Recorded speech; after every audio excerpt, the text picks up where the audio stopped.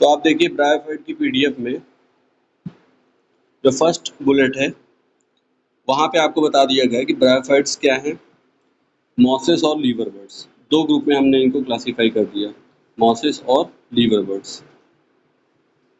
और कहाँ मिलेंगे? तो मॉइस्ट शेडेड एरियाज में मिलेंगे, पहाड़ों के नम और छायादार इलाकों में।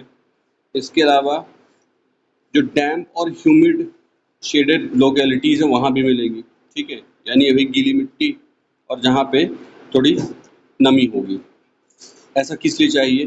क्योंकि इन्हें रिप्रोडक्शन करने के लिए वाटर चाहिए होगा, इसीलिए इनको क्या बोला जाता है, amphibians of the plant kingdom, क्योंकि वाटर चाहिए सेक्सुअल रिप्रोडक्शन के लिए। चलिए, तो अभी इसमें कुछ बहुत खास बात नहीं आई। अब इसमें इम्पॉर्टेंट बात ये है कि इनका रोल रहता है प्लांट सक्सेशन में।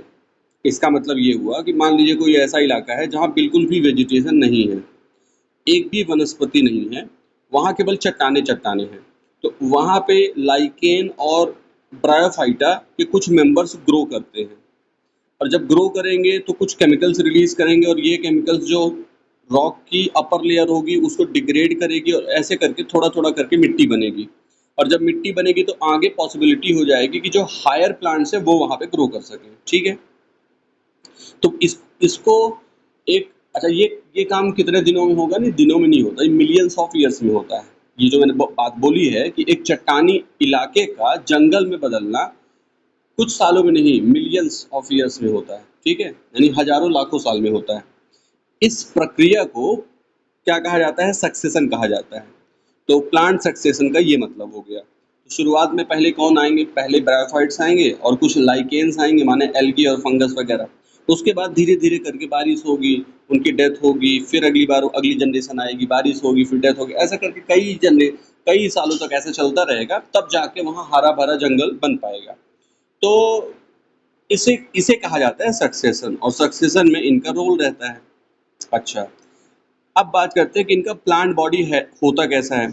तो इनका जो प्लांट बॉडी है एल्गी से तो ज़्यादा ही एडवांस होता है। इनका प्लांट बॉडी कैसा होता है? एल्गी से ज़्यादा एडवांस रहेगा। और इनकी जो बॉडी है थैलस लाइक होती है। थैलस लाइक होती है, या तो प्रोस्ट्रेट होगी यानी ज़मीन से चिपकी हुई होगी, या तो इरेक्ट होगा जैसे कि प्लांट ऊपर की तरफ जाता है।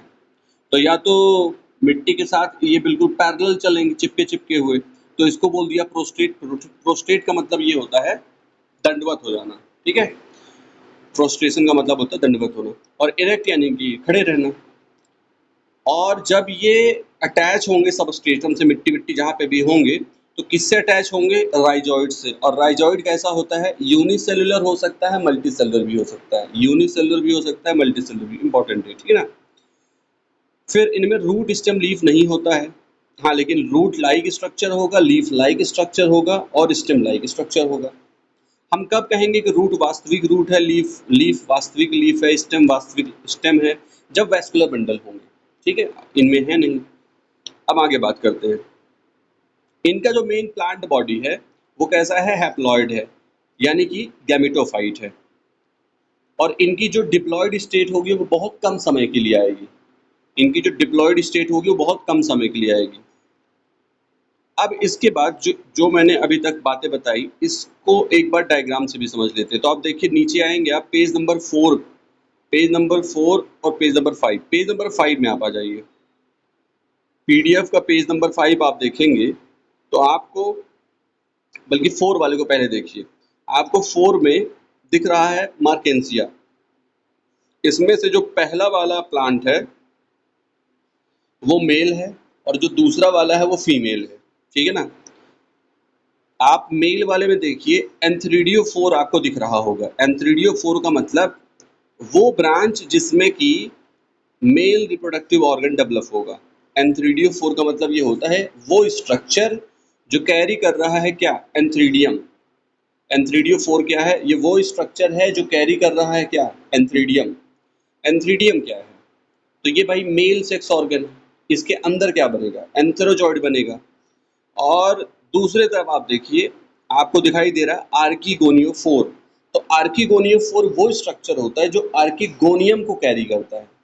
अब आर्कीगोनियम और एंथ्रीडियम कैसे दिखाई देते हैं, उसी के जस्ट ऊपर एक रियल डायग्राम मैंने बना रखा है, जिसमें हाथ में आप इससे ये हाथ वाला डायग्राम मैंने इसलिए लिया जिससे साइज का अंदाजा लग जाए कि ये पौधे कितने छोटे हैं। क्यों वैस्कुलर बंडल भगवान ने इनको नहीं दिया है? भाई जरूरत ही क्या है इतने छोटे प्लांट बॉडी को, क्या जरूरत है जाइलम फ्लोएम रखने की? कोई जरूरत नहीं है। ठीक है, तो आप देख सकते हैं कि हाथ में कैसे पकड़ रखा है। अब आप देखिए ये जो दो इमेज आपको दिख रही हैं रियल वाली, है ना, तो इस जिसको उसने हाथ में पकड़ रखा है वो क्या है, एंथ्रीडियोफोर है या आर्किगोनियोफोर है? तो मेरी बात ध्यान से समझिए। जो छतरी जैसा है, जो छतरी जैसा है वो आर्किगोनियम है, और जो गुलदस्ते जैसा है ना, वो क्या है, वो है एंथ्रीडियोफोर। फिर से सुनिए, जो छतरी जैसा है वो है आर्किगोनियोफोर। यानी आर्किगोनियम के अंदर क्या होता है, एग सेल होती है, तो एग सेल क्या है, छतरी के अंदर रहेगी, और जो एंथ्रीडियम होगा वो ओपन रहेगा, जिससे कि पानी पड़े तो सीधे उसके ऊपर आ जाए, बारिश हो तो सीधे उसके ऊपर ही आ जाए। जैसे कि आप चार डायग्राम मैंने दे रखे हैं, तो इन चार डायग्राम में आप थर्ड वाले डायग्राम को देखिए, अगले पेज में, पेज नंबर 5 में जो थर्ड डायग्राम है उसको थोड़ा जूम करके आप देखिए, आर्किगोनियम और एंथ्रीडियम का स्ट्रक्चर। आर्किगोनियम और एंथ्रीडियम का स्ट्रक्चर अगर आप देखें तो आपको आर्किगोनियम कैसा दिख रहा है, ये कुछ कुछ छतरी जैसा दिख रहा है, और जो एंथ्रीडियम है वो कैसे दिख रहा है, ये कमल के फूल जैसा दिख रहा है।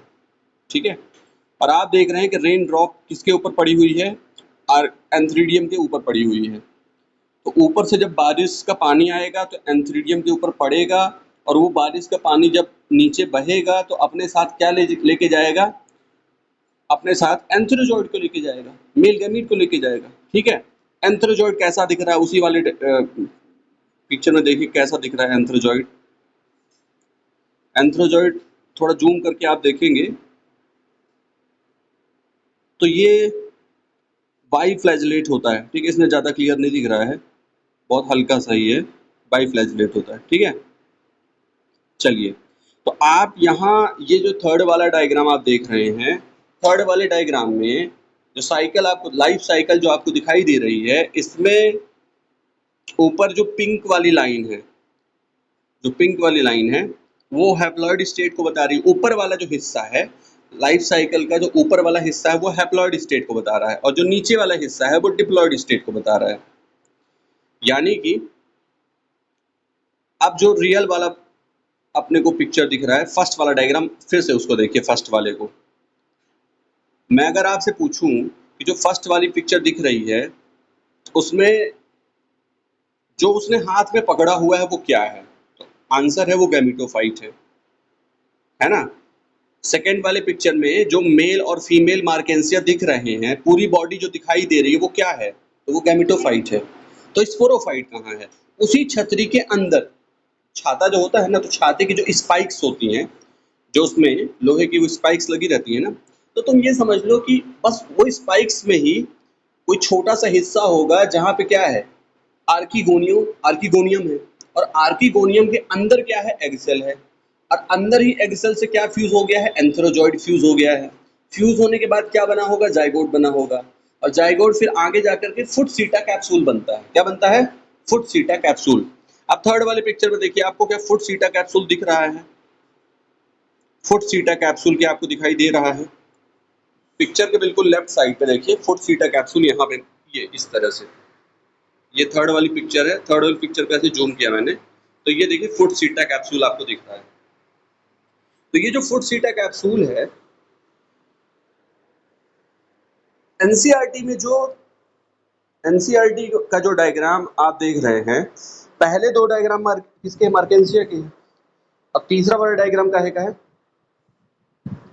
तो जो तीसरा वाला डायग्राम है, हाँ फिनेरिया का, तीसरा वाला जो आप फिनेरिया का डायग्राम देख रहे हैं उसमें आपको फुट कहाँ दिखाई दे रहा है, नीचे, है ना। सीटा, फुट यानी कि रूट जैसा समझ लीजिए, सीटा यानी कि आप स्टेम जैसा समझ लीजिए, और कैप्सूल मतलब आप पत्तियों जैसा समझ लीजिए। तो आपको यहाँ पे फुट सीटा कैप्सूल कहना चाहिए, बिल्कुल सीधा दिख रहा है, लेकिन इसमें मार्केंसिया में जो फुट सीटा कैप्सूल होगा वो उल्टा लटका हुआ रहेगा। आप जैसे देखिए थर्ड वाली पिक्चर में, यहाँ फुट आपको ऊपर दिख रहा है, सीटा उसके बाद है और कैप्सूल उसके नीचे है। कैप्सूल उसके बाद है, ऊपर फुट है, फिर सीटा है, फिर कैप्सूल है। फुट, सीटा, कैप्सूल। ठीक है भाई। तो कहने का मतलब ये हुआ कि इस थर्ड वाली पिक्चर को मैंने इसलिए लिया है जिससे ये पता चल जाए कि भाई फुट, सीटा, कैप्सूल फ्यूनेरिया बस में नहीं बनेगा, मार्केंसियम में भी बनेगा। ठीक है। और इसी तरीके से इस स्फैग्नम में भी बनेगा, सब में ही फुट, सीटा, कैप्सूल जैसी बातें रहेंगी। ठीक है। अब देखिए, अब आगे बात करते हैं। तो ऊपर हमने देखा, अब यहाँ से बात करते हैं फोर्थ बुलेट से, है ना। The male sex organ is called antheridium, बात हो चुकी है। और कैसा एंथ्रोजॉइड होता है, बाईफ्लैजिलेट होता है। आर्किगोनियम कैसा दिखाई देता है, तो फ्लास्क जैसा दिखाई देता है, बोतल जैसा दिखाई देगा, उसके अंदर एग सेल होगी। ठीक है, सिंगल एग होता है। उसके बाद जब बारिश होगी तो पानी के साथ आर्किगोनियम का एंथ्रोजॉइड बह करके आएगा और इसके ऊपर आ जाएगा। फिर एंथ्रोजॉइड जो फ्यूज करेगा उससे जाइगोट बनेगा। अब जाइगोट जो है उसमें रिडक्शन डिवीजन नहीं होगा, है ना, तुरंत नहीं होगा। पहले क्या बनेगा, पहले छोटा सा मल्टी सेलुलर स्ट्रक्चर बनेगा। उस मल्टी सेलुलर स्ट्रक्चर को क्या बोलते हैं, फुट, सीटा, कैप्सूल। सही है ना। तो वो जो मल्टी सेलुलर स्ट्रक्चर बना है स्पोरोफाइट फुट, सीटा, कैप्सूल वाला, क्या वो फ्री लिविंग है? नहीं। अगर वो उससे तोड़ दिया जाए, जो फुट, सीटा, कैप्सूल दिख रहा है उसको अगर तोड़ दिया जाए तो उसकी डेथ हो जाएगी। यानी वो तब तक ही सर्वाइव कर रहा है जब तक वो जुड़ा हुआ है नीचे। किससे जुड़ा हुआ है? गैमेटोफाइट से। तो इसलिए लिखा हुआ है कि not free living but attach to the photosynthetic gametophyte. ध्यान रखने वाली बात है कि गैमेटोफाइट फोटोसिंथेसिस कर रहा है ना, उसी पे डिपेंडेंट है ये। And derives nourishment from it. फिर उसके बाद क्या कह रहे हैं कि ये जो फुट, सीटा, कैप्सूल है, इसके कैप्सूल की कुछ सेल्स होंगी, इसके कैप्सूल की कुछ सेल्स होंगी जो क्या करेंगी, मियोसिस करेंगी, और उससे क्या बनेगा, हैप्लॉइड स्पोर्स बनेंगे। और ये जो स्पोर्स होंगे फिर इनमें जर्मिनेशन होगा, और जर्मिनेशन करने से वही जो आपका मार्केंसिया दिखाई दे रहा है उसी तरह का मार्केंसिया बन जाएंगे। एक मेल मार्केंसिया हो जाएगा, एक फीमेल मार्केंसिया हो जाएगा। तो फिर से वही सब बातें शुरू हो जाएगी। अच्छा, अब पॉइंट नंबर 6 में देखिए क्या बात बताई जा रही है। ये कह रहे हैं कि ब्रायोफाइट्स का बहुत ज़्यादा इकोनॉमिक इम्पोर्टेंस नहीं है, थोड़ा बहुत है। तो जो थोड़ा बहुत है वो हर्बेसियस मैमल्स को ये फूड प्रोवाइड कर देते हैं, है ना, चिड़िया विड़िया खा लेती हैं कुछ, उनके लिए फूड के तौर पे काम करेंगे। इसके अलावा जो स्फैग्नम होता है इसका, ये प्रोवाइड करता है पीट। अब पीट क्या है? पीट ऐसे समझ लो लकड़ी होता है, लकड़ी का बुरादा होता है जो। तो ये जो स्फैग्नम है, ये जिन क्षेत्रों में पाया जाता है, फिर जब स्फैग्नम की डेथ हो जाती है तो धीरे धीरे ये सड़ता रहता है, और सड़ने के बाद ये जो लकड़ी का स्क्रैप होता है जिसको बुरादा कहते हैं, बुरादे जैसे दिखाई देता है, इसका यूज़ किया जाता है फ्यूल के तौर पे। ठीक है ना। इसका इसका उपयोग किस में जब किया जाता है, जलाने वलाने के लिए किया जाता है। फिर क्या कह रहे हैं कि इसके अलावा इसका यूज़ होता है क्योंकि वाटर इसकी होल्डिंग कैपेसिटी होती है, तो ट्रांसशिपमेंट के लिए इसका यूज़ होता है। यानी कि कुछ प्लांट वांट को अगर ट्रांसपोर्ट करना है, कुछ ऐसी चीज़ें जिसमें कि ह्यूमिडिटी चाहिए होती हो, तो उसमें स्फैग्नम का यूज़ किया जाता है। ठीक है। तो पैकिंग मटेरियल के तौर पे भी इसका यूज़ होता है। अच्छा, इसके अलावा इकोलॉजिकल इम्पोर्टेंस है इसका। इकोनॉमिकल नहीं है इम्पोर्टेंस, लेकिन इकोलॉजिकल है, दोनों अलग अलग चीज़ें हैं। ठीक है ना। इकोलॉजी मतलब वातावरण के लिए, प्रकृति के लिए तो महत्वपूर्ण है, हमारे लिए उतना ज़्यादा महत्वपूर्ण नहीं है। हमारे लिए इससे कुछ बहुत पैसा नहीं बनेगा, लेकिन हाँ नेचर के लिए इम्पोर्टेंट है। तो नेचर में इकोलॉजिकल इम्पोर्टेंस है इसका ये कि कॉलोनाइज करने में हेल्प करता है। अभी जो मैंने आपको बात बताई कि ये सक्सेशन में हेल्प करता है, यानी ऐसा इलाका जहाँ बिल्कुल वेजिटेशन नहीं है, वहाँ पे जब मॉसेस और ये जब डेवलप होना स्टार्ट होंगे लाइकेन के साथ, तो वहाँ धीरे धीरे करके आगे संभावना बनेगी कि फिर वहाँ जंगल बन जाए। ठीक है। अच्छा, और कैसे करेंगे? डिकम्पोज करते हैं रॉक को, मैंने कहा कुछ केमिकल्स वगैरह रिलीज करेंगे जिससे रॉक की जो ऊपर की लेयर होगी टूटेगी धीरे धीरे। अच्छा, ये जिन एरियाज में मिलेंगे मॉस, मान लीजिए हिली एरिया में, तो ये किस तरह से डेंस मैट जैसे होते हैं। जैसे आपने देखा होगा जो महंगे गार्डन वगैरह होते हैं वहाँ पे घास बड़ी बराबर बराबर मुलायम सी रहती है। ठीक है ना। तो ये भी वैसे ही ग्रो करते हैं, बिल्कुल मुलायम मुलायम मखमली रहता है।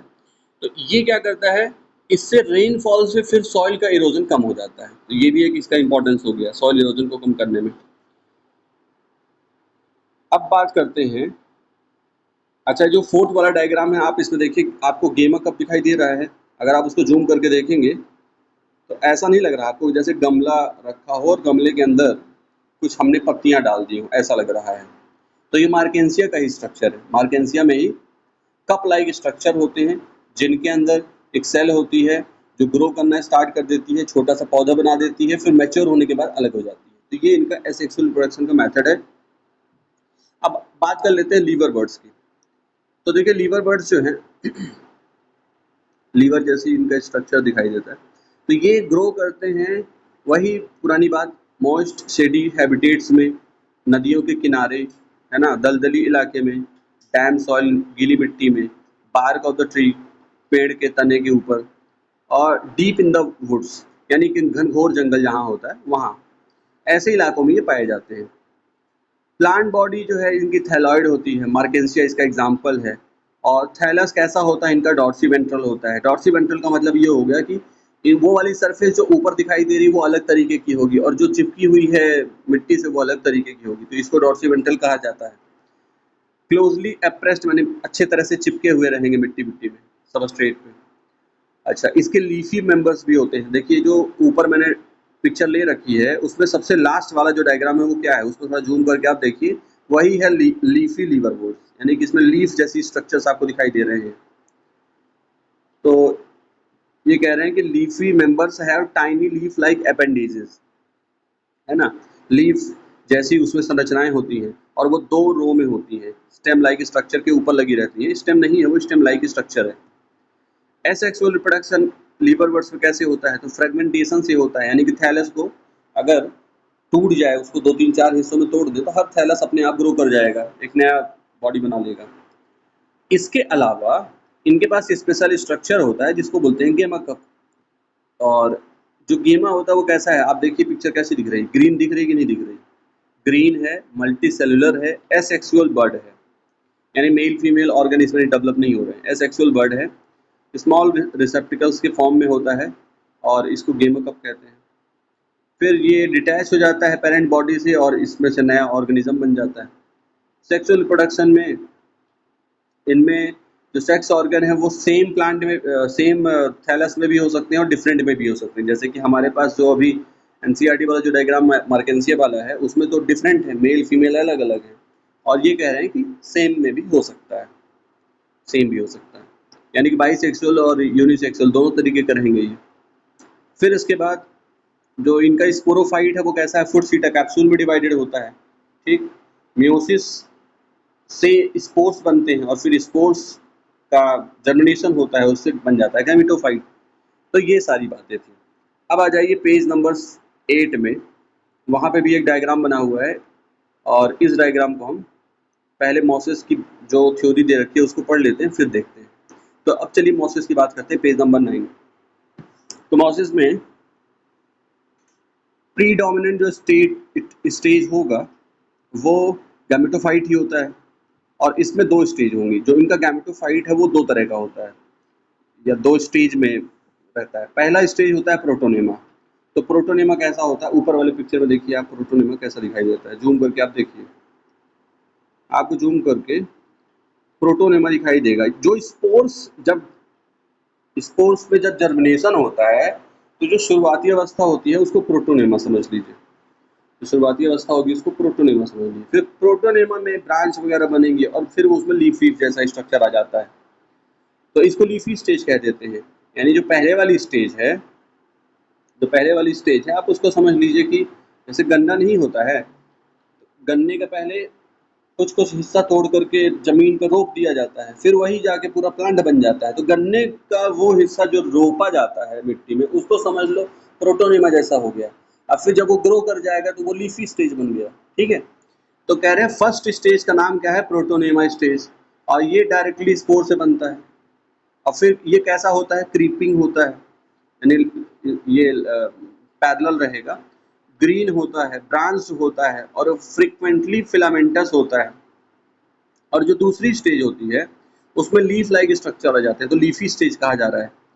और सेकेंडरी प्रोटोनेमा से डेवलप हो गया, यानी जो प्रोटोनेमा था उसमें से जब ब्रांच निकलेगी तो उसको प्राइमरी बोल दिया, फिर उसमें और ब्रांच निकलेगी सेकेंडरी बोल दिया, फिर उसी से क्या बन जाएगा, लीफी स्टेज बन जाएगी। और लैटरल बड के तौर पे सेकेंडरी प्रोटोनेमा जो है तो डेवलप होता है।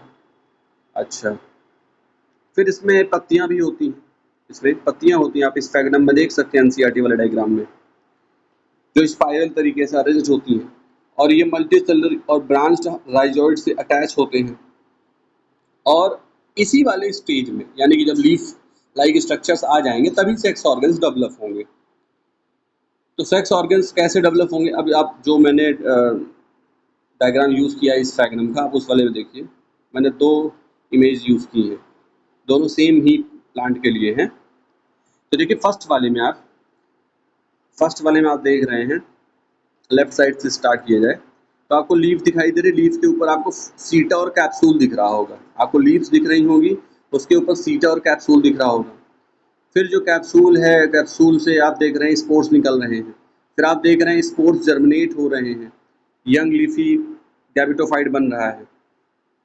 फिर वो जो गैमेटोफाइट है, फिर उसमें आप देख रहे हैं कि मेल और फीमेल सेक्स ऑर्गन दिखाई दे रहा है आपको, एंथ्रीडियम दिख रहा है और आर्किगोनियम दिख रहा है, एंथ्रीडियम और आर्किगोनियम। तो एंथ्रीडियम किस तरीके से दिख रहा है भाई, एंथ्रीडियम में आप देख सकते हैं, ये एंथ्रीडियम और ये हो गया आर्किगोनियम। तो आर्किगोनियम वही एज ऑलवेज अपना किस तरह से है, वही अपना फनल शेप टाइप का दिख रहा है, उसके अंदर आपको रेड कलर से एग दिख रहा होगा, ठीक। अच्छा भाई, और आप इसमें देख सकते हैं जो इसके एंथ्रोजॉइड्स हैं वो दिखाई दे रहे हैं, स्पाइरल टाइप से दिख रहे हैं, 2-2 उसमें फ्लैजिला भी लगे हुए हैं, ठीक। अच्छा, इसी तरह से एक नीचे वाला भी डायग्राम है, उसमें आप पानी देख सकते हैं कि बाकायदा रेन ड्रॉप गिरी हुई है, और रेन ड्रॉप फिर आगे जब गई तो उसके साथ जो स्पर्म्स हैं यानी एंथ्रोजॉइड्स वो भी चले गए, और फिर जा करके उसमें इस तरह से फर्टिलाइजेशन हुआ, फिर एम्ब्रियो डेवलप हुआ। तो ये आप देख सकते हैं सीटा कैप्सूल इसमें भी दिख रहा है इस फ्रेगनम में, ठीक है ना। अब देखिए आगे की बात करते हैं, वेजिटेटिव रिप्रोडक्शन, पेज नंबर 10 में आ जाइए। वेजिटेटिव रिप्रोडक्शन फ्रेगमेंटेशन से होता है और बडिंग से होता है। अब यहाँ जैसे वहाँ गेमर था वैसे यहाँ पे बड्स निकलती हैं, किसमें, सेकेंडरी प्रोटोनेमा में, यानी वो leafy stage, secondary protonema leafy stage बनेगी। फिर यानी कि जो सेकेंडरी प्रोटोनेमा है उसको अगर फ्रेगमेंट्स में तोड़ दिया जाए तो हर एक फ्रेगमेंट से एक नया प्रोटोनेमा बन जाएगा, फिर बाद में नया लीफी स्टेज उसमें आ जाएगी। सेक्सुअल रिप्रोडक्शन वही है एंथ्रीडिया आर्किगोनिया, और फर्टिलाइजेशन के बाद वही फोर्सिटा कैप्सूल। अब एक लाइन जो ग्रीन कलर से मैंने दिया ये बहुत ज़्यादा इंपॉर्टेंट है, वो क्या है कि भाई स्पोरोफाइट किसका ज़्यादा बेटर है, किसका ज़्यादा बेटर, लीवर वर्ड्स का ज़्यादा बेटर है या मॉस का बेटर है, तो आंसर है मॉस का ज़्यादा बेटर है, ठीक है। स्पोरोफाइट ज़्यादा एडवांस किसका माना जाएगा, मॉस का माना जाएगा। तो वही ये सीक्वेंस है, आप अगर याद कर रहे हो भाई, पहले हमने लीवर वर्ड्स पढ़ा है और मॉस बाद में पढ़ा, तो ऑब्वियसली फिर वही ज़्यादा डेवलप होगा। अब देखिए फिर इसके बाद इसमें भी वही कैप्सूल में स्पोर्स होंगे, ऊपर भी वही था, लीवर वर्ड्स में भी कैप्सूल के अंदर स्पोर्स थे, और मॉसेस में जो स्पोर डिस्पर्सल का मैकेनिज्म होता है वो इलेबोरेट होता है, माने काफ़ी ज़्यादा उसमें तौर तरीके हैं स्पोर डिस्पर्सल के, केमिकल्स वगैरह रिलीज होंगे, ये सारी चीज़ें। फिर common examples of mosses are Funaria, Polytrichum और स्फैग्नम। तो ये तो हो गए भाई साहब एग्जांपल की बात। तो इस तरीके से हमने ब्रायोफाइटा को कंप्लीट किया।